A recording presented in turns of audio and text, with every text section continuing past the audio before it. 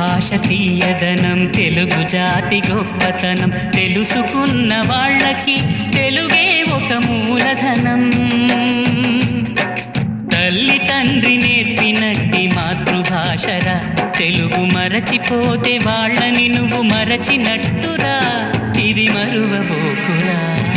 తెలుగు భాష తీయదనం, తెలుగు జాతి గొప్పతనం తెలుసుకున్న వాళ్ళకి తెలుగే ఒక మూలధనం. తల్లి తండ్రి నేర్పినట్టి మాతృభాషరా, తెలుగు